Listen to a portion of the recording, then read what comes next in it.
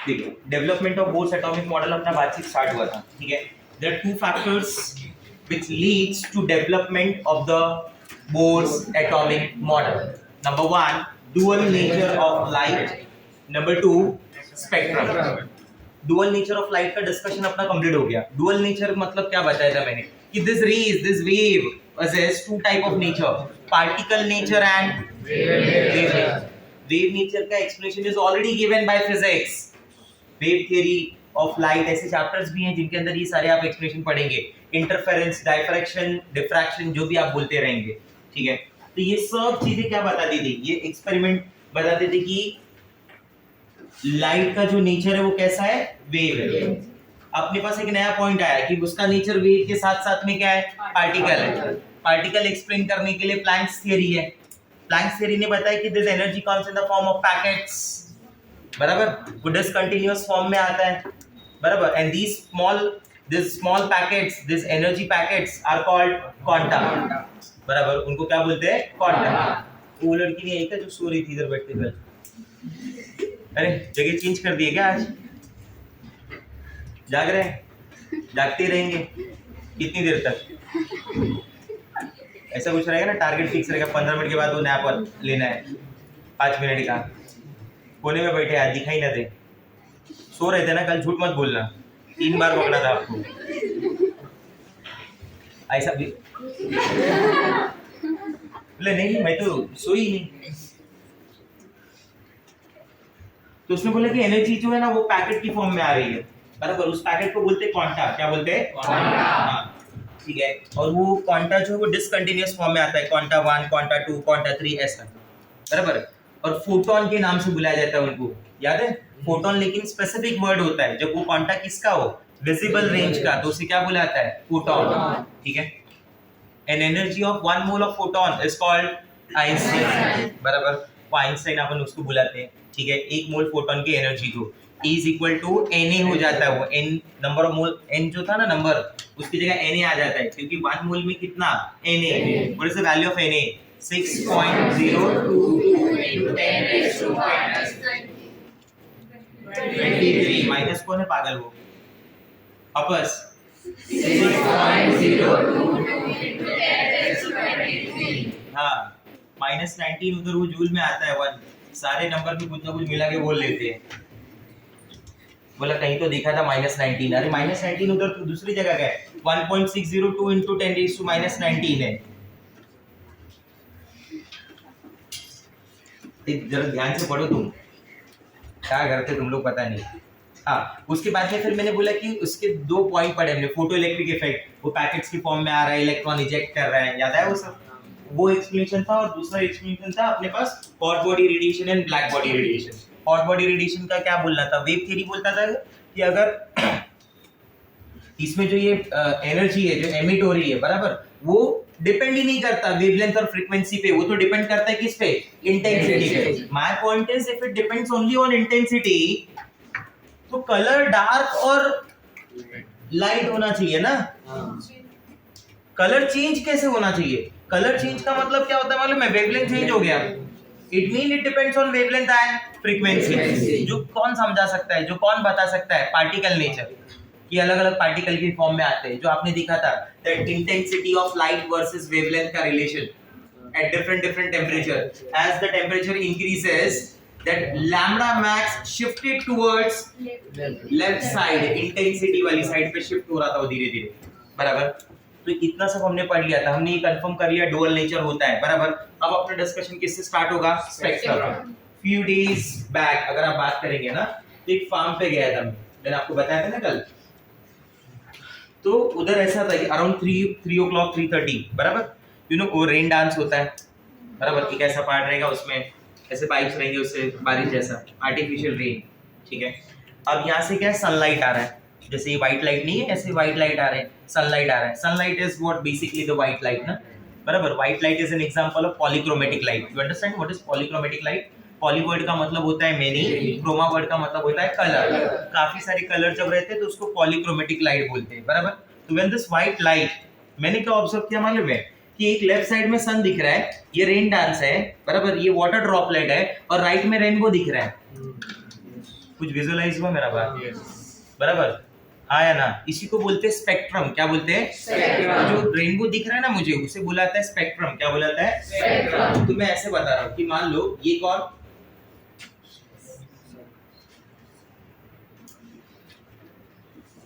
बराबर, ये कौन? सन, सनलाइट।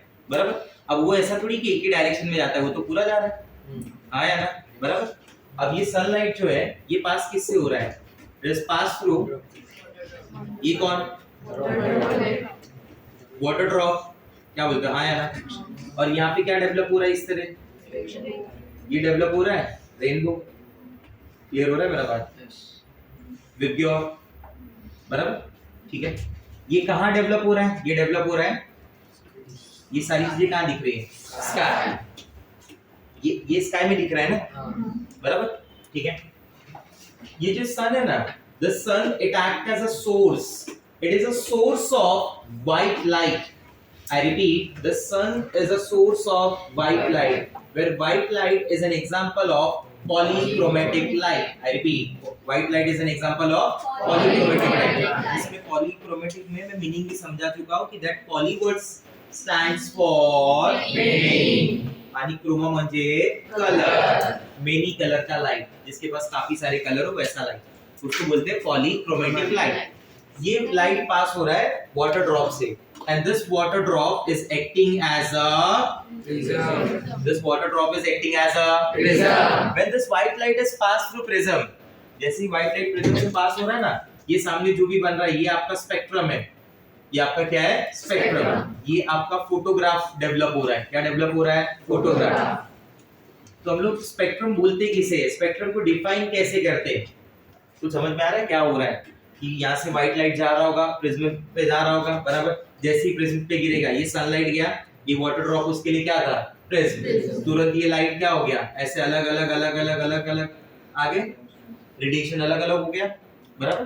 तो what is spectrum? Basically spectrum is photograph. What is spectrum? Photograph. Spectrum is photograph of emergent radiations. What is spectrum? It is photograph of emergent radiation. Photograph of emergent radiations recorded on the film. Recorded on the film. ये sky यहाँ पे क्या काम कर रहा है? The sky is acting as a film. बराबर, is called spectrum. Is called Spectrum. So what is spectrum? It is photograph of emergent radiations. ये फोटोग्राफ है, ये इमर्जेंट रेडिएशंस है। ये डेवलप कहाँ पे हो रही है? कहाँ पे रिकॉर्ड हो रही है? स्काई। वो स्काई क्या है? फिल्म। तो इसको बोलते हैं स्पेक्ट्रम। ऐसा कुछ जो दिखाई देता है उसको नाम दिया जाता है स्पेक्ट्रम। बराबर। And the instrument used to study this emergent radiations, the instrument which is used to study these emergent radiation is called spectrograph. Is called spectrograph, or also it is called spectroscope. What it is called? Spectroscope. Yes. अगर आपको भी पूछे कि in race को study, emergent radiations को study करने के लिए जो इंस्ट्रूमेंट यूज होता है उसका नाम क्या है, तो उसका आंसर है spectrograph. And the study of this spectrum is popular by the name of spectroscopy. It is popular by the name of Spectroscopy. ये तीन छोटे से इंफॉर्मेशन मैंने शेयर की कि स्पेक्ट्रम क्या होता है, स्पेक्ट्रम के स्टडी को क्या बोलते हैं, स्पेक्ट्रम के अंदर जो रेडिएशन है, इमर्जेंट रेडिएशन, उनके डेविएशन को पढ़ने के लिए, उनकी स्टडीज के लिए जो इंस्ट्रूमेंट यूज होता है उसका नाम क्या होता है। ये क्लियर हो गया बात? ठीक है, एनी डाउट विद दिस? ठीक है, नाउ लिसन, स्पेक्ट्रम के बारे में अगर हम लोग समझेंगे ना तो कुछ टाइप्स को समझना पड़ेगा मुझे, स्पेक्ट्रम के टाइप्स को समझना पड़ेगा। तो स्पेक्ट्रम में ना, जैसे मैं सबसे पहला टाइप बोल रहा हूँ, on the basis of source. On the basis of source. Source का मतलब क्या कि जिसमें से ये आ रहा है, ये स्पेक्ट्रम जिसमें से डेवलप हो रहा है, बराबर, उसको मैं सोर्स बोल रहा हूँ। तो on the basis of source there are two types, एक को बोलते हैं एटॉमिक स्पेक्ट्रम और एक को बोलते हैं molecular spectrum. Their name itself suggest it comes from atom and it comes from molecule. ये एटम के लिए और ये मॉलिक्यूल के लिए। उनका नाम ही खुद क्लियर बता रहा है। अब समझ रहे मेरी बात, ठीक है? On the basis of their origin, उनकी शुरुआत के हिसाब से, बराबर? तो उनकी शुरुआत के हिसाब से they are further classified into two types. एक को बोलते हैं एमिशन और एक को बोलते हैं एब्जॉर्प्शन। एक होता है एमिशन स्पेक्ट्रम, एक होता है absorption. On the basis of their nature, उस स्पेक्ट्रम का नेचर कैसा है, बराबर? उसके बेसिस पे ये दो पार्ट में क्लासिफाई होते हैं, बराबर? एक को बोलते हैं कंटिन्यूअस और एक को बोलते हैं डिसकंटिन्यूअस, बराबर? एक का नाम क्या है कंटिन्यूअस, एक का नाम है डिसकंटिन्यूअस। ये जो डिसकंटिन्यूअस वाले हैं ना, ये भी दो टाइप में मिलते हैं। एक को बोलते हैं लाइन स्पेक्ट्रम और एक को बोलते हैं बैंड स्पेक्ट्रम, ठीक है? तो यहाँ पे एंड में जब मैं पहुंचूंगा ना, तो मैं इन सारे स्पेक्ट्रम के बारे में आपको समझा चुका रहूंगा, ठीक है? तो here I am starting with the first one, emission spectrum. सबसे पहले मैं किसके बारे में पढ़ रहा हूँ, समझ रहा हूँ? हाँ, एमिशन स्पेक्ट्रम में एक वर्ड है एमिट। एमिशन स्पेक्ट्रम का वर्ड क्या है, emit. Now try to understand, उस वर्ड को साथ में रखना और मेरी बातों को समझना, आप रिलेट कर पाओगे। Why this spectrum is called emission spectrum, बराबर? मैं आपको एक एग्जांपल समझाता हूँ कि मान लो कि कोई ऐसा है जो जिसका सैलरी है पर मंथ 20,000 रुपीज। कितना पर मंथ? 20,000। एक नॉर्मल लाइफ जी रहा है। अचानक से उसको किसने एक प्रपोजल दिया कि फ्रॉम नेक्स्ट मंथ, बराबर, बाहर से किसी ने उसको एक नया प्रपोजल दिया, फ्रॉम नेक्स्ट मंथ मैं आपको हर महीने का 50 करोड़ दूंगा। हर महीने का कितना दूंगा? 50 करोड़। 50 CR। सैलरी क्या था उसका? 20,000। 20,000। उसको ऑफर क्या आया? 50 करोड़। बराबर, उसको पहले महीने 50 करोड़ 1 तारीख को आ गया, बराबर? क्या होगा? वो हाईली एक्साइटेड हो जाएगा, हाँ या ना? समझ रहे हैं? पहले वो रहता था बोरीवली में, अब शिफ्ट हो जाएगा बैंड्रा, बराबर? पहले कहाँ रहता था? बोरीवली, अब वो शिफ्ट हो जाएगा बैंड्रा।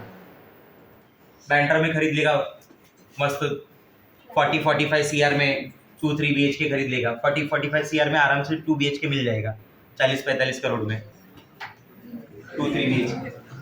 हाँ, नॉर्मल रेट होता है।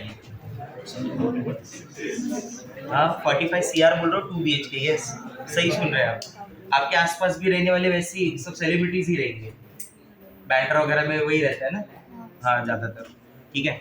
हाँ, लैक्स नहीं बोल रहा हूँ, CR बोल रहा हूँ। 45 लैक्स में 2 BHK तो मेरा रोड में ना मिले, उधर 1.25 CR चाहिए रहता है, 1.25 करोड़ के आसपास। बोरीवली से बैंड्रा से जैसा साउथ बॉम्बे जाएंगे उतना बढ़ता जाता है। साउथ बॉम्बे में 2-3 करोड़ है, आपके पास बोले हैं क्या है 2-3 करोड़? मेरा घर ही भी 25 बोलेंगे, मेरा घर ही 100 करोड़ का है। मजाक लग रहा है, तुम जाने दो, छोड़ो, तुम इधर आ। गौरव को पूछो सही बोल रहे हो कि नहीं। हाँ गौरव, है कि नहीं है? 1.5 करोड़ में 1 करोड़ में तो मीरा रोड में 2 BHK मिली। अब मीरा रोड तो मुंबई में भी नहीं आता है। हाँ, दहीसर लास्ट है। मीरा रोड वाले जबरदस्ती बोलते हैं मैं मुंबई में रहता हूँ। अब तुम आ जाओ एमिशन स्पेक्ट्रम पे। अब उसको आ गया 50 CR, बराबर? उसका लाइफस्टाइल अब चेंज हो रहा है। उसने घर खरीद लिया भाई 40 करोड़ का, बराबर? अब 40 करोड़ के घर में रहेगा तो गाड़ी भी वैसे ही लेगा ना, हाँ या ना? स्विफ्ट वगैरह थोड़ी चलाएगा। चेंज होगा या नहीं होगा? Try to understand. ये उसके एक्साइटेड सेट चल रही है। ऐसा 2 महीना, 3 महीना, 4 महीना आया, बराबर? खरीदते जा रहे हो चीजें, 5वें महीने से पैसा आना बंद। उसका खुद का इनकम तो 20,000 था। 20,000 की नौकरी कौन करेगा जो 50 CR आ रहा है? तो अब वो लाइफस्टाइल मेंटेन होने वाला नहीं, क्योंकि उस 50 करोड़ के घर का, उस जिस बिल्डिंग में रहेगा उसका कम से कम नाना बोल के 1-1.5 लाख रुपया तो मेंटेनेंस आएगा उस बिल्डिंग का हर महीने का। उसमें वैसे एमिनिटीज भी रहेंगी ना, हमारे घर के साथ में स्विमिंग पूल रहेगा तो उसका पानी भी साफ करवाना पड़ता है ना। ऐसा थोड़ी बारिश का पानी जमा होता है। बोला अगला बारिश आएगा तो देख लेंगे, अभी पानी निकाल देते हैं। नहीं ना भाई, अब वो उसको मेंटेन नहीं कर, अब वो कहाँ पे आएगा, अपने वापस ओरिजिनल स्टेट पे। जॉब के लिए जाके वापस बोलेगा वो बाहर चला गया था, थोड़ा इसके लिए छोड़ दिया था, ऐसा सब आया ना। कुछ समझ में आ रहा है प्रोसेस में? पहला स्टेट था एक्साइटेड, दूसरा था डी एक्साइटेड। ऐसे ही सेम इधर एटम के साथ होगा। When you supply energy to that atom, मान लो एक सब्सटेंस है, when I say substance मतलब एटम इज देयर, बराबर, एटम है मतलब इलेक्ट्रॉन है, हाँ या ना? अब मुझे ये बोलो, try to understand this.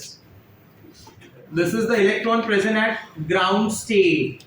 आप ना इलेक्ट्रॉन को रिलेट करेंगे वो पर्सन जिसका मैं बात कर रहा था, बराबर। अब इस एटम को मैंने हीट करना चालू किया, व्हेन आई से कि that atom is heated, it mean you are supplying energy, you are supplying energy, आप एनर्जी सप्लाई कर रहे हो, और उसकी वजह से ये इलेक्ट्रॉन क्या होगा, एक्साइट होगा, और एक्साइट होके कहां से कहां जाएगा, ग्राउंड स्टेट से एक्साइटेड स्टेट, यस और नो? बट जैसे ही वो हीटिंग स्टॉप होगा, वो एनर्जी मिलना बंद हो जाएगा, इट बिकम हाईली अनस्टेबल। इसलिए मैंने वो वर्ड बोला कि अब उसके लिए वो लाइफ स्टाइल मेंटेन करना पॉसिबल नहीं है, क्योंकि उसको जो एनर्जी आ रहा था वो बंद हो गई। तो वापस अभी कहाँ आएगा, back to ground state. You got my point? During this process energy is absorb, आया ना? And during this process energy is release. Release का दूसरा वर्ड एमिट हो रहा है, बराबर। और यही radiation when it is pass through prism, when it is pass through prism, वो प्रिज्म से जब पास करेंगे ना इसको, तो इसका जो फोटोग्राफिक प्लेट बनेगा, that spectrum is called emission spectrum. That spectrum is called emission spectrum. मतलब ये क्या हो गया, ये मेरा सोर्स हो गया गाइस, ये मेरा क्या हो गया, सोर्स। ये सोर्स क्या कर रहा है, एनर्जी एमिट कर रहा है, रेडिएशन दे रहा है। This radiation is pass through, बोलो this radiation is pass through, आ रहा है समझ में? ये जैसे ही पास हुआ, समझ आ रहा है बात? बोलो हाँ या ना, बराबर। ये सामने ये प्लेट के ऊपर दिखाई देगा कुछ, बराबर, फोटोग्राफिक प्लेट है, बराबर। ये फिल्म के ऊपर ये मान लो ऐसे ऐसे दिख रहा है, तो ये कैसे टाइप का एग्जांपल हुआ? This is an example of emission spectrum. You got my point? This is an example of emission spectrum, बराबर। This emission spectra is further divided into two parts. This emission spectra is further divided into two parts. One is continuous and the other one is discontinuous. इसका मतलब क्या होता है continuous और discontinuous का? Continuous का मतलब ये होता है कि there is no energy gap. I repeat, there is no energy gap. मतलब उसमें वेवलेंथ कंटिन्यूअस है, एनर्जी के पैकेट कंटिन्यूअस है, there is no time lag between the two packets, between the two wavelengths. Emergent जो wavelength है, emergent जो radiation है, उनके बीच में टाइम लैग नहीं है। ये ब्लू, ये ग्रीन, ये येलो, ऑरेंज, रेड ऐसा फट फट आ रहा है, there is no time lag. आप समझ रहे मेरी बात को? विबग्योर इसका सबसे बेस्ट एग्जांपल है। आपको तो ये सातों के सातों कलर भी एग्जैक्ट दिखाई नहीं देते, मर्ज दिखते हैं ना, तो इसका मतलब क्या हुआ, there is no gap. Try to understand that. आप समझ रहे मैं क्या बोलना चाह रहा हूं कि there is no energy gap between these, उनके बीच में कोई गैप नहीं होता, ये एक साथ होती है, सारी लाइन कंटिन्यूअस होती है, that is the reason it is called continuous spectrum. समझा मेरा बात? मैं आपको ये एग्जांपल के थ्रू समझाता हूं, देखिए।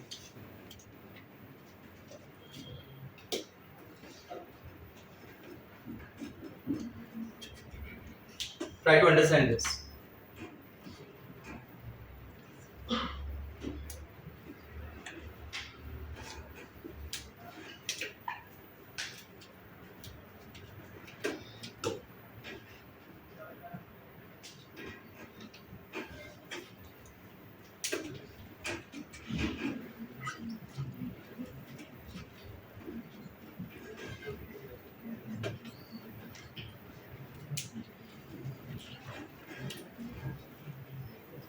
कहीं तो कोई गैप लग रहा है, समझ आ रहा है? अब जितने कलर के उतने वेवलेंथ के बता दिए, ऐसे मान लो आगे भी रहेंगे, कोई इनके बीच में कोई गैप नहीं है। डिसकंटिन्यूअस में क्या होगा मालूम है कि there is energy gap between two this emergent radiations, उनके रेडिएशंस के बीच में एनर्जी गैप होता है। मतलब एक क्वांटा गया, एक रेडिएशन गया, फिर रुका, फिर दूसरा आया, फिर टाइम में, फिर तीसरा आया, ऐसा समझो आप। और उसको मैं ऐसे बता रहा हूँ, मान लीजिए वो एनर्जी गैप ना मैं ऐसे समझा रहा हूँ। Check this, there is energy gap,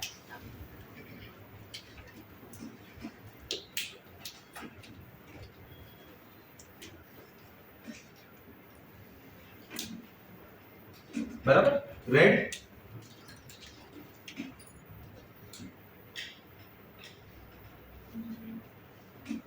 तुम समझा?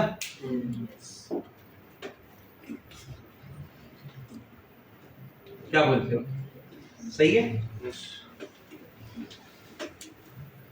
There is a dark space, मैंने क्या बताया था, जब कुछ नहीं आता है सामने से, सब कुछ एब्जॉर्ब हो जाता है, कुछ आता ही नहीं है, तब क्या दिखता है? ब्लैक। ब्लैक कलर ही नहीं, मैंने बोला था ना कि अगर ये ब्लैक टी शर्ट दिख रहा है, बराबर, तो इसका मतलब इधर इधर जितना भी व्हाइट लाइट आया पूरा का पूरा एब्जॉर्ब हो गया, सामने से कुछ गया ही नहीं, तो इसलिए आप कुछ देख ही नहीं पा रहे हो। कुछ नहीं देख पा रहे हो तो क्या दिखे, क्या लगेगा? ब्लैक।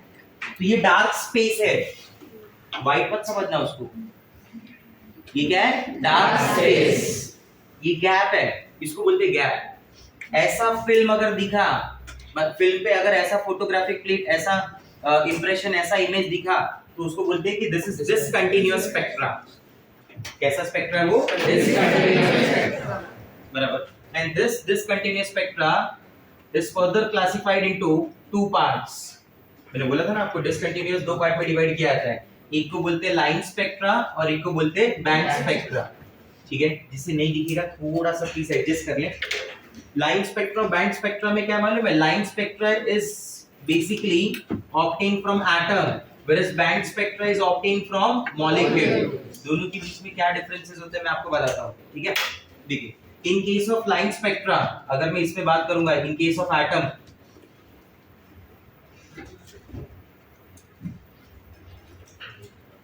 नाउ चेक दिस,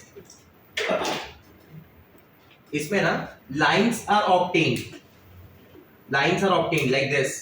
ये दिख रहा है, ये लाइन ऐसा, ये एक लाइन मिल गया, बराबर,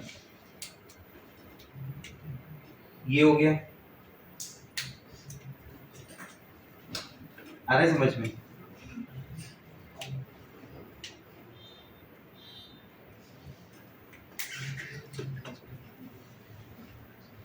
दिख रहा है, लाइन लाइन है एक एक ना, बराबर। और दूसरे का जब देखोगे ना दूसरी तरफ, तो आपको ज्यादा ये क्लियर होगा कि मैं क्या बोलना चाहता हूँ। इधर देखो, एक पूरा बैंड दिख रहा होगा ना, इधर एक लाइन दिख रहा है खाली, इधर ऐसा बहुत सारा लाइन दिख रहा है ना एक साथ में, तो बैंड हो रहा है वो पूरा। आप समझ रहे मेरी बात को? चेक दिस, ये देखो एक एक लाइन में बना रहा हूं तो ये सब एक साथ में आ रहे हैं, हाँ या ना? ये वाला देखो, क्लियर हो रहा है? चेक दिस, हाँ आ रहा है कुछ समझ में? क्यों हो सकता होगा ऐसा? ये होता है उनके नंबर ऑफ ट्रांजिशंस में डिफरेंस की वजह से। इधर ऐसा और होगा ना एटम के केस में, तो एक ही इलेक्ट्रॉन होगा उस स्टेट पे, बराबर। तो जब वो ग्राउंड से एक्साइट होता है, एक्साइट से ग्राउंड पे आता है, तो एक टाइप की एनर्जी देता है। मॉलिक्यूल में हो सकता है ऐसे कई सारे एटम हैं, तो ज्यादा ट्रांजिशन कर रहे हैं और इनका ट्रांजिशन कम। तो ये जब मिलता है ना, तो इट इज, ये आने का रीजन क्या है? It is due to more number of transitions. इसे ट्रांजिशन बोला जाता है स्टूडेंट। ये जो ऊपर नीचे जा रहे हैं ना, इसे क्या बोला जाता है? ट्रांजिशन, चेंज, ऐसा सोचिए आप, बराबर। It is due to more number of transition, whereas this one is due to less number of transition। आप समझ रहे मेरी बात को? तो ये होता है एमिशन स्पेक्ट्रा। जब आपने एटम को हीट किया, एटम क्या करेगा? एनर्जी रेडिएट करेगा, इलेक्ट्रोमैग्नेटिक रेडिएशन देगा, वो प्रिज्म से पास होगा, बराबर। जब प्रिज्म से पास होगा तो उसका इंप्रेशन डेवलप कर रहे हैं, बराबर, उसका फोटोग्राफ बना रहे हैं, उस इमर्जेंट रेडिएशन का फिल्म के ऊपर रिकॉर्ड कर रहे हैं, ठीक है। ये कौन सा एग्जांपल हो गया? एमिशन। जो कितने टाइप में हो सकता है? दो। Continuous and discontinuous. कंटीन्यूअस में क्या है कि जो रेडिएशंस का है ना, उनमें एनर्जी गैप नहीं होता, इनके अंदर एनर्जी गैप होता है। Check this. आप समझ रहे मेरी बात को कि नहीं समझा? समझा। क्लियर हुआ मेरा पॉइंट? ठीक है। The next one is absorption spectrum.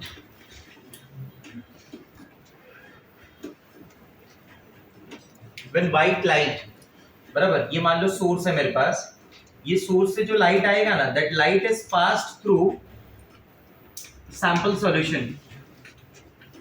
ये सोर्स से जो लाइट आएगा ना आपके पास, that light should be passed through sample solution। I repeat, that light should be passed through Sample solution। yes। उस लाइट को मुझे पास करना पड़ेगा किसके थ्रू? सैंपल सॉल्यूशन के थ्रू।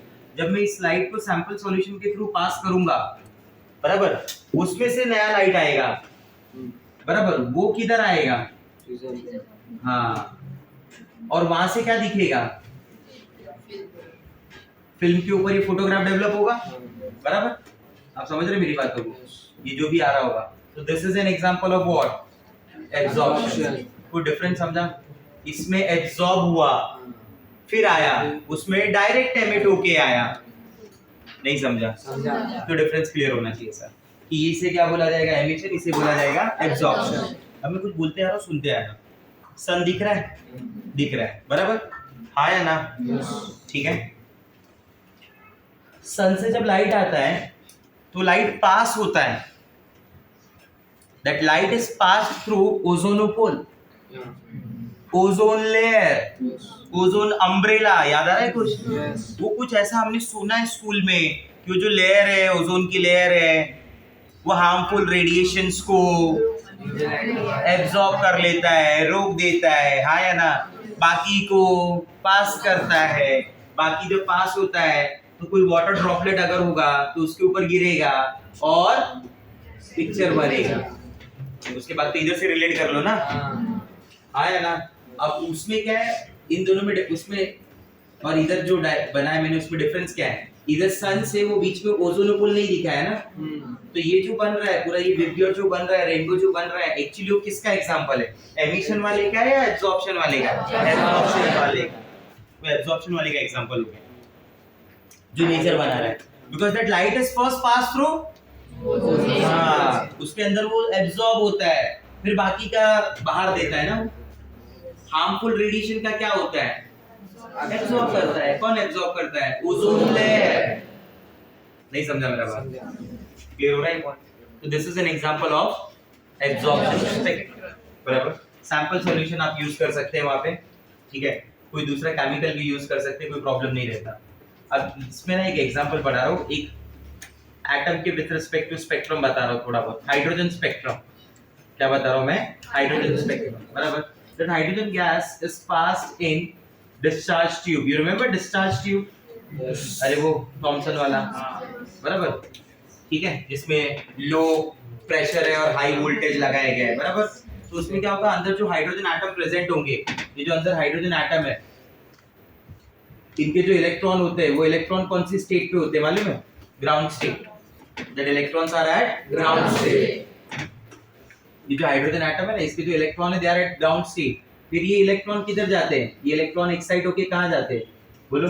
इनको एनर्जी मिलना चालू हो गया ड्यू टू हाई वोल्टेज, तो एनर्जी मिलना, तो ये किधर पहुंच गए? एक्साइटेड स्टेट, बराबर। बट जैसे ही एनर्जी मिलना बंद होगा, तुरंत ये क्या होगा? नीचे आएगा, एनर्जी एमिट करेगा, बराबर। यहाँ से जो एनर्जी एमिट हो रहा है वो पास होगा थ्रू, वो पास होगा थ्रू, बराबर, प्रिज्म से पास होगा।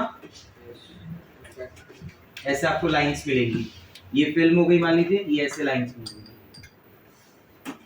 बराबर। तो इतना देखिए क्या लग रहा है? Hydrogen spectrum is an example of absorption spectrum or is an example of emission spectrum? It is an example of emission spectrum. Yes. Continuous or discontinuous? See, there are gaps. So this is an example of discontinuous. Yes, this is an example of discontinuous. Line है या band है? Line. तो मैं क्या लिखूंगा, that hydrogen spectrum is an example of, बोलो, is an example of, नहीं, first you right is an example of emission spectrum, बराबर, और उसके बाद सीधा सीधा लिख दो लाइन स्पेक्ट्रम, क्योंकि लाइन होने के लिए वो अपने आप क्या रहेगा, डिस्कंटिन्यूअस। आया समझ में? क्लियर? ठीक है, तो it's all regarding the spectrum part. ये मैंने अब क्या समझा दिया, स्पेक्ट्रम पार्ट। ठीक है, कुछ एक छोटे मोटे पॉइंट्स है जो मैं यहाँ पे नोट की फॉर्म में बता रहा हूँ आपको। ठीक है, पॉइंट नंबर 1, लीनियर मोमेंटम, नाम सुना है? बराबर, momentum, mass into velocity is what, momentum. क्या ये मार्कर के पास मास है? Answer is yes. अगर मैं इसको वेलोसिटी प्रोवाइड करूं, किसी पे खींच के मारूं, तो डोंट यू थिंक उधर मोमेंटम जनरेट हो जाएगा? तो that is which kind of momentum, linear momentum, which is represented by p। और लीनियर मोमेंटम का फार्मूला बनता है mv। ठीक है, second one is angular momentum, second one is angular momentum, वो होता है mvr। ये होता है जब कोई body having mass m with velocity v और रेडियस r पे सर्कुलर मोशन परफॉर्म कर रही हो। सर्कुलर मोशन समझता है ना आपको? बराबर, मान लो कि बॉडी है, ये न्यूक्लियस हो गया, ये इलेक्ट्रॉन हो गया, ये इलेक्ट्रॉन ना इधर ऐसे घूम रहा है, बराबर, जहाँ पे मैं इलेक्ट्रॉन के मास को क्या मानूंगा, m, उसके वेलोसिटी को क्या मानूंगा, v, और इसके बीच के डिस्टेंस को क्या मानूंगा, r। तो इस इलेक्ट्रॉन का एंगुलर मोमेंटम क्या होगा, mvr, बराबर, समझा मेरा बात? और जब कोई बॉडी ऐसा घूमता है ना, सर्कुलर मोशन परफॉर्म करता है, तो वहां पे एक फोर्स अराइज होता है जिसको बोलते हैं सेंट्रीपिटल फोर्स। क्या बोलते हैं? Centripetal force. बराबर, दो फोर्स होते हैं एक्चुअली, एक होता है सेंट्रीपिटल फोर्स, दूसरा होता है centrifugal force. This centripetal force and centrifugal force are exactly opposite to each other. They are equal in magnitude, opposite in direction. बराबर, और उस फोर्स का फॉर्मूला होता है, जो फोर्स यहाँ पे लगता है सेंट्रीपिटल फोर्स, उस फोर्स का फॉर्मूला होता है mv² upon r। What is the formula? mv² upon r। ये तभी देखना है जब वो क्या परफॉर्म कर रहा हो, सर्कुलर मोशन। आया समझ में? और दूसरा जो मैंने बोला cpf की जगह वो होता है सेंट्रीफ्यूगल फोर्स। एक फोर्स अट्रैक्शन का है, ऐसा लगेगा एक अपनी मतलब दूसरा जो है राउंड आपने किया है मैरी गो राउंड, बराबर, उसमें ऐसा लगता है कि अंदर की तरफ भी खींचता है, तो that is a pseudo force. That is a pseudo force, जो आपको ऐसा लग रहा है कि खींच रहा है, वो सेंट्रीफ्यूगल फोर्स है, बराबर। वो कौन सा है? Centrifugal force. और जो आपको गोल गोल घुमा रहा है वो क्या है? सेंट्रीपिटल फोर्स, बराबर। आया ना? अगर दोनों के बीच में रिलेशन टूट गया है इक्वल वाला, तो आप ऐसा सीधा टेंजेंट के उड़ेंगे। आया समझ में? मतलब अगर ऐसे ऐसे ऐसे घूम रहे तो ऐसा जाएंगे, अगर बॉडी ऐसा घूम रहा है ना तो ऐसा ऐसा घूम रहा है तो ऐसा। समझा नहीं समझा मेरा बात? क्लियर हुआ ये पॉइंट? ठीक है,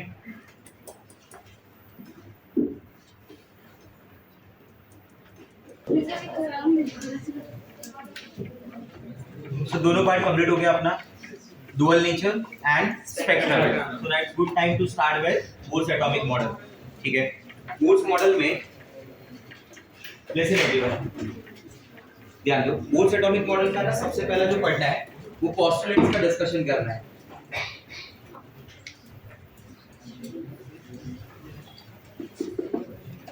सबसे पहला फर्स्ट पोस्टुलेट, बोर ने अपने पोस्टुलेट में ना सबसे पहला न्यूक्लियस के बारे में बताया। पोस्टुलेट में नंबर 1 न्यूक्लियस जो एग्जिस्ट कर रहा है, बराबर। ये न्यूक्लियस के अंदर क्या है? It consist of proton and neutron. Positively charge body है जिसका चार्ज Ze है। What is the charge on the nucleus? Ze, where Z is atomic number multiply by E। ठीक है, सेकंड पॉइंट में उसने ये बोला कि ये जो इलेक्ट्रॉन्स हैं, this electron revolve around the nucleus, this electron revolve around the nucleus in a circular path, this paths are called orbits, बराबर। उसने बोला ऐसे कई सारे सर्कुलर पाथ का पॉसिबिलिटी बनता है, ऐसा नहीं एक दो ही हो, मतलब कई सारे। मैं बोलता हूँ कि यहाँ पे भी तो एक पाथ का पॉसिबिलिटी बन सकता है ना, इधर भी एक बन सकता है, इधर भी एक बन सकता है, इधर भी एक बन सकता है, बहुत सारे n नंबर ऑफ पाथ बन सकते हैं, इनफाइनाइट नंबर ऑफ पाथ होते हैं। बोला लेकिन इलेक्ट्रॉन उन्हीं पाथ में रिवॉल्व करता है, इलेक्ट्रॉन उन्हीं सर्कुलर पाथ को फॉलो करता है, इलेक्ट्रॉन उन्हीं सर्कुलर पाथ को फॉलो करता है जिनमें जो पाथ स्टेशनरी हो, स्टेशनरी स्टेट पे हो। इलेक्ट्रॉन कौन से पाथ को सेलेक्ट करता है? जो क्या हो? Stationery state. बराबर। जैसे मैं बोलता हूँ कि ये स्टेशनरी स्टेट है, बराबर, ये क्या है? स्टेशनरी स्टेट पे है, बराबर। तो अगर मैं बोलता हूँ कि स्टेशनरी स्टेट पे है तो इलेक्ट्रॉन इस पाथ को फॉलो करेगा, बराबर। इलेक्ट्रॉन इस पाथ को यूज करेगा, इलेक्ट्रॉन इस पाथ में रिवॉल्व होगा न्यूक्लियस के अराउंड, सर्कुलर पाथ को फॉलो करेगा। अब स्टेशनरी स्टेट का मतलब क्या हो गया? Your stationery state, it doesn't mean that electron is stationary. ये जो स्टेशनरी स्टेट अपन बोल रहे हैं ना इलेक्ट्रॉन के लिए, इसका मतलब ये नहीं हुआ कि electron is not stationary, electron तो घूम रहा है, बराबर, उसका कोई प्रॉब्लम नहीं है। इलेक्ट्रॉन का जो एनर्जी है, दैट एनर्जी इज स्टेशनरी। ये वो पाथ होगा, अगर इलेक्ट्रॉन इस पाथ को फॉलो करेगा, इलेक्ट्रॉन इस पाथ में घूमेगा, बराबर, तो उसका एनर्जी रेडिएशन नहीं होगा। आपका जो रुदरफोर्ड एटॉमिक मॉडल का ड्रॉबैक क्या था? कि लोगों ने उसको पूछा था ना कि अगर ये घूमेगा अराउंड द न्यूक्लियस तो अपोजिट चार्जेस है, अट्रैक्शन है, तो ये धीरे धीरे क्लोज आएगा उसके, इसका एनर्जी रेडिएट होता जाएगा, ये क्लोज आता जाएगा, एक टाइम इसका एनर्जी जीरो हो जाएगा और ये सीधा न्यूक्लियस के अंदर। बट इसने बोला ऐसा नहीं है कि वहां पे जो पाथ है ना उसमें स्टेशनरी स्टेट में वो घूमता है, ऐसा पाथ जहां पे उसका एनर्जी रेडिएट होता ही नहीं है, उसका एनर्जी कांस्टेंट रहता है।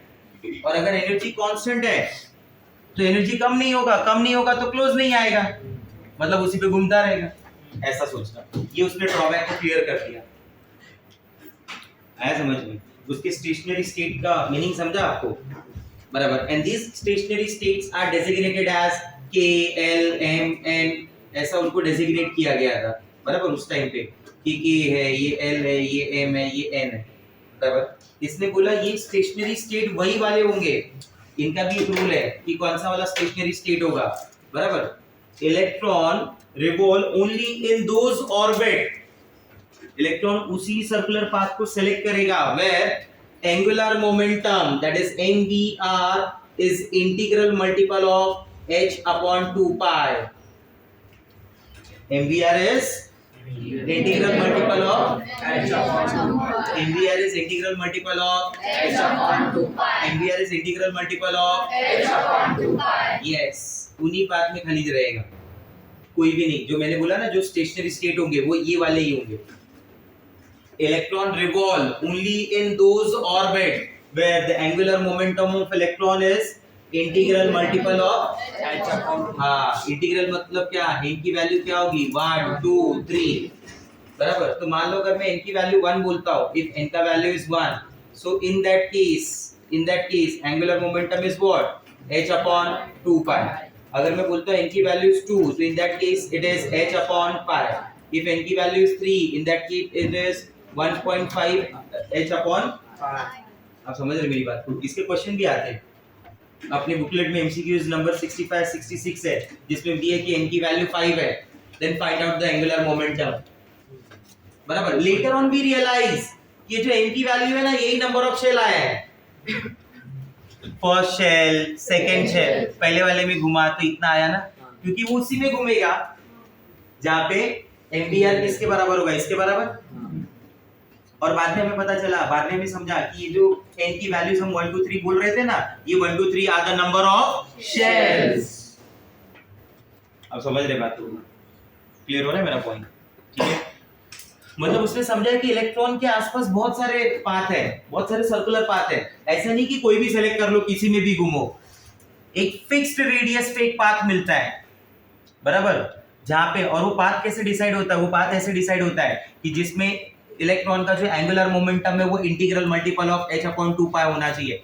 ये उसने देखा, समझा, बट वो समझा नहीं पाया, थ्योरेटिकली बता नहीं पाया ये होता क्यों है, ऐसा क्यों है, ये है, ये तो मैं भी बता रहा हूँ तुमको ना, ऐसे उसने भी बताया, बट ये क्यों है ये उसने नहीं समझाया, तो ये उसके ड्रॉबैक में काउंट होता है। He was unable to explain why angular momentum is electron revolve only in those orbit where angular momentum is integral multiple of h upon 2 pi. किसी दूसरे वाले ऑर्बिट में क्यों नहीं किसी दूसरी जगह पे क्यों नहीं, इसी जगह पे क्यों? इसका आंसर वो नहीं समझा पाया। ये आंसर अपने को आगे मिलेगा डी ब्रॉगली के पास। क्लियर हो रहा है ये बात? ठीक है।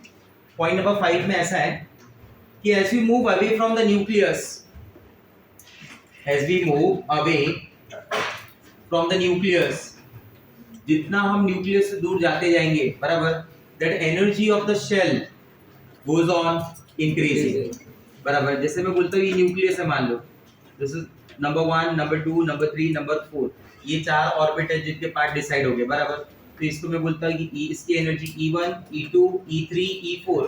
So in that case E4 is greater than E3 is greater than E2 is greater than E1। आया समझ में? Point number 6, this electron jumps from lower orbit to higher orbit and higher orbit to lower orbit, बराबर।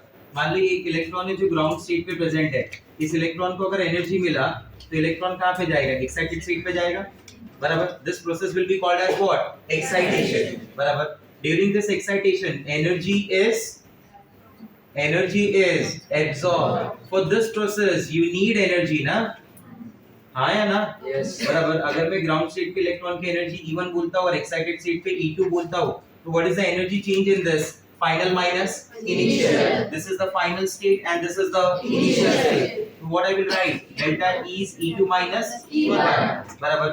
And E2 minus E1 will be positive or negative? Positive. इधर कोई भी value positive नहीं होता, कोई भी वैल्यू नेगेटिव नहीं होता। That positive negative indicates only the direction. I repeat, कोई भी एनर्जी पॉजिटिव मत मानना, नेगेटिव मत मानना, ऐसा कुछ नहीं है। That indicate only the Direction. Positive मतलब आने दो, नेगेटिव मतलब जाने दो। तो your energy is absorbed, that's why it is positive, इसलिए वो पॉजिटिव दिख रहा है। आप समझ रहे हैं मेरी बात को? ठीक है। अगर मैं बोलता हूँ कि ये एक्साइटेशन नहीं है, ये क्या हो रहा है? D excitation. क्या हो रहा है? D excitation. So in that case, now electron jumps from excited state to ground state. And in that case, electron will release energy. क्यों कम वाले एनर्जी पे आ रहा है ना, बराबर। तो during the process, मैं क्या बोलूँगा? During this process, energy is, come on, energy is, whereas in this case, the energy is absorbed. Your energy is released. तो इसमें डेल्टा E क्या हो जाएगा? Final minus initial। अब ये इनिशियल है और ये फाइनल। ये वो जगह था जब आप कहीं जा रहे थे, आया ना? तो ये आपका डिपार्चर था और ये अराइवल था ना, बराबर। अब उल्टा हो गया, अब ये डिपार्चर है और ये चेंज हो गया ना। अब ये क्या होगा? इनिशियल। आप आ रहे हो इधर, ऐसे जा रहे हो ना, ऐसे, ये देखो, एरो देखो, ये इनिशियल हो गया और ये क्या हो गया? फाइनल। बट चेंज हमेशा कैसे लिखते हैं हम लोग यहाँ पे? Final minus initial. तो ये फाइनल कितना हुआ बोलिए? दिस इज E1, क्योंकि इसका एनर्जी क्या है? E1, इसका एनर्जी क्या है? E2। ये देखो, वो तो वही रहेगा ना ऑलरेडी। इसकी एनर्जी E1 है, इसकी energy E2। Now electron jump from E2 to E1। This is initial, this is final. तो फाइनल माइनस इनिशियल क्या लिखा जाएगा? E1 minus E1 minus E2 क्या आ जाएगा? Negative. This positive negative sign indicate only direction. कभी भी value को मैं नेगेटिव मान के सॉल्व नहीं करूंगा। वो एनर्जी रिलीज हो रही है, जा रही है, कुछ भी अपने से जाए, सिस्टम से जाए तो नेगेटिव, कुछ भी सिस्टम में आए तो वो पॉजिटिव। समझ रहे हैं आप मेरी बात को? तो मैं इस डेल्टा E को ऐसे भी लिख सकता हूँ कि this delta E is equal to hc by lambda is equal to h nu is equal to h nu bar. वो एनर्जी के चेंज को भी मैं कैलकुलेट कर सकता हूँ। मुझे पता चल जाएगा ना कितने वेवलेंथ का जा रहा है, तो उन दोनों के बीच का चेंज पता चल जाएगा। नहीं समझा मेरा बात?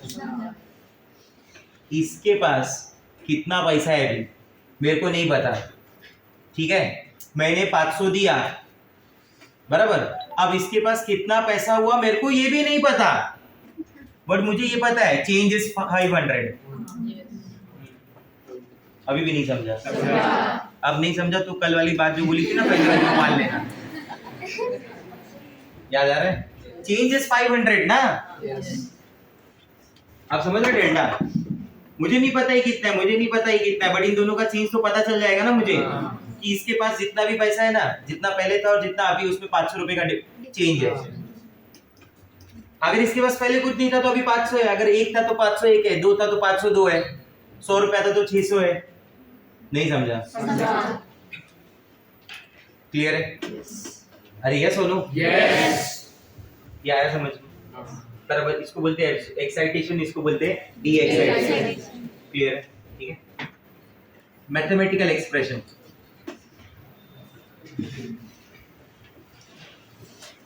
बराबर, mathematical expression, this are the mathematical forms. Mathematical expression जो बोर ने डिराइव करके दिया है, ये उसके पोस्टुलेट से थियरी में बातें हुई, अब ये मैथमेटिकल फॉर्म्स में बातें हो रही। मैथमेटिकल एक्सप्रेशन, मैंने बोला कि इलेक्ट्रॉन इतनी दूर पे घूमता है, तो आपने पूछा कि सर कितनी दूर पे घूमता है, कितने रेडियस पे घूमेगा, पहले फर्स्ट ऑर्बिट कितनी रेडियस पे बनेगा? क्वेश्चन समझ रहा है? मैं बोल रहा हूँ ना, न्यूक्लियस इसके बाजू में घूम रहा है, तो बोले कितनी दूर पे घूम रहा है, क्या रेडियस पे घूम रहा है, तो रेडियस बताना पड़ेगा। तो पहला जो मैथमेटिकल एक्सप्रेशन है, that first mathematical expression is for radius. पहला किसके लिए? रेडियस। बराबर, मैं ऐसा बोल रहा हूँ कि ये देखो, ये इलेक्ट्रॉन, ये न्यूक्लियस हो गया, ये इलेक्ट्रॉन हो गया, बराबर, इतनी रेडियस पे घूम रहा है, तो ये डिस्टेंस क्या हो गया? आर। बोलो हाँ या ना? और ये क्या परफॉर्म कर रहा है? सर्कुलर मोशन, बराबर। इन दोनों के बीच का जो इलेक्ट्रोस्टैटिक फोर्स ऑफ अट्रैक्शन है वो क्या हो जाएगा? F is equal to K into Q1 Q2 upon R square। Potential energy में R होता है, फोर्स में R square होता है, बराबर। Q1 and Q2 are the charges, where Q1 is positively charged nucleus and Q2 is the charged electron. What is the charge on the nucleus? I told you. What is the charge on the nucleus? Ze. What is the charge on electron? E. तो उस हिसाब से अगर देखा जाए तो ये क्या हो गया कि Q1 Q2 Ze square upon R square। K की अलग-अलग वैल्यूज है which we have already discussed। 9 into 10 raised to 9, फिर CGS में 1 होता है, ये सब मैंने पहले भी बताया। प्रॉपर्टीज ऑफ चार्जेस में सेकंड पॉइंट या थर्ड पॉइंट होगा, ठीक है। तो ये मेरे पास आ गया नंबर 1। अब इसी का दूसरा फोर्स है, ये सर्कुलर मोशन परफॉर्म कर रहा है, मतलब अंदर एक जो इलेक्ट्रोस्टैटिक फोर्स ऑफ अट्रैक्शन है, मैंने बताया था ना कि एक दूसरा भी फोर्स होगा जिसे सूडो फोर्स बोलते हैं, सेंट्रीफ्यूगल फोर्स। कौन सा फोर्स? Centrifugal force. वो सेंट्रीफ्यूगल फोर्स को क्या बोला जाएगा? That centrifugal force is mv² upon r, बराबर। मैं बोलूंगा ये दोनों इक्वल है ना, ये दोनों क्या है? इक्वल है, इसलिए वो स्टेबल है वहां पे, ठीक है। तो क्या लिखा जाएगा? K into Ze square upon R square is equal to mv square upon r। R and R gets cancel। क्या बोलते हो? हाँ या ना? ठीक है। मैं क्या लिख सकता हूँ इसे? क्या मैं ऐसे लिख सकता हूँ? mv square is equal to K into Ze square upon R। हाँ ना बोलो? ठीक है। क्या मैं इसको ऐसे लिख सकता हूँ? v square is equal to K into Ze square upon mr। Say some yes or no? According to Bohr's postulate, electron revolve only in those orbit। Electron revolve only in Those orbit. वही circular path follow करेगा जिसमें उसका angular momentum is integral multiple of h upon 2π। बराबर, मतलब उधर भी वही applicable होगा। तो मैं ऐसा लिख सकता हूँ क्या कि mvr is equal to nh upon 2π। बोलो हाँ या ना? क्या मैं इसको स्क्वायर करके ऐसा लिख सकता हूँ m square v square r square is equal to n square h square upon 4π square. बोलो हाँ या ना? ऐसे समथिंग यस और नो? क्या मैं इसको ऐसा लिख सकता हूँ फिर? ये जो v स्क्वायर, मैं इसको बोलता हूँ this is equation number 3। What it is? Equation number 3. और फिर मैं ऐसा लिखता हूँ put value of v square in equation number 3। Put value of v square in Equation number 3. बराबर, ये v स्क्वायर की वैल्यू को इसमें इक्वेशन नंबर 3 में पुट कर दो, क्या हो जाएगा? बोलो, ये आपका हो गया n स्क्वायर। अब v स्क्वायर की जगह क्या लिखोगे? बोलो, a z e square upon m r into r square is equal to n square h square 4π square. बराबर, r से r कैंसिल, m से m कैंसिल। क्या बोलते हैं? हाँ या ना?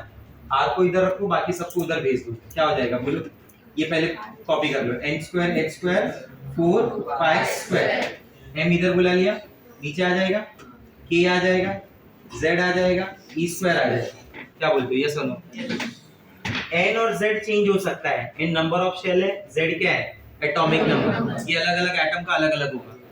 प्लैंक्स कांस्टेंट सबके लिए Same. 4 Same. Pi, Same. Mass of electron Same. k तो मैं ऑलरेडी कांस्टेंट बोल चुका हूँ। e is the charge on, मतलब इसमें वेरिएबल दो ही है, कौन? n और z, बाकी सब कांस्टेंट है। अगर मैं इन सारे कांस्टेंट की वैल्यूज पुट कर दूं यहाँ पे, ठीक है, तो radius of nth orbit in सारी वैल्यूज को पुट करने के बाद उसका वैल्यू आता है 0.529। क्या वैल्यू आता है? 0.529 into n square upon z, और ये वैल्यू का यूनिट होता है एंगस्ट्रॉम। क्या यूनिट होता है? एंगस्ट्रॉम। बराबर। तो इससे आप पता कर सकते कि किसी एटम में फर्स्ट ऑर्बिट कितनी रेडियस पे, सेकेंड ऑर्बिट कितनी रेडियस पे, थर्ड ऑर्बिट कितने रेडियस पे, फोर्थ ऑर्बिट कितने रेडियस पे, ऐसा एटम का आइडिया आ रहा है ना। अब जैसे मान लो एटम मान लिया हाइड्रोजन, क्या मान लिया? हाइड्रोजन। तो हाइड्रोजन के लिए z की वैल्यू 1 हो गई। बोलो हाँ या ना? बराबर। z की वैल्यू क्या हो गई? 1। मुझे फाइंड आउट करना है फर्स्ट शेल। कौन सा शेल? First shell. तो n की वैल्यू क्या हो गई? 1 हो गई। n की वैल्यू क्या हो गई? 1। तो 1 का स्क्वायर 1 अपॉन 1, 0.529। मतलब हाइड्रोजन एटम में न्यूक्लियस से 0.529 एंगस्ट्रॉम पे, यस, जिसने ये आंसर समझ लिया कि फर्स्ट ऑर्बिट है वो पूरा समझ गया। सेकंड वाला किधर है फिर? तो 2 का स्क्वायर 4, इकडे 1 आया ना, 0.529 into 4 एंगस्ट्रॉम, इतनी रेडियस पे सेकंड ऑर्बिट। जैसा जितना नंबर ऑफ शेल आगे जाते जाओगे उतना डिस्टेंस बढ़ता जाएगा, क्योंकि रेडियस का रिलेशन क्या मिल रहा है मुझे? Directly proportional to n square, और रेडियस का रिलेशन मुझे मिल रहा है इनवर्सली प्रोपोर्शनल टू z। आया समझ में? ठीक है।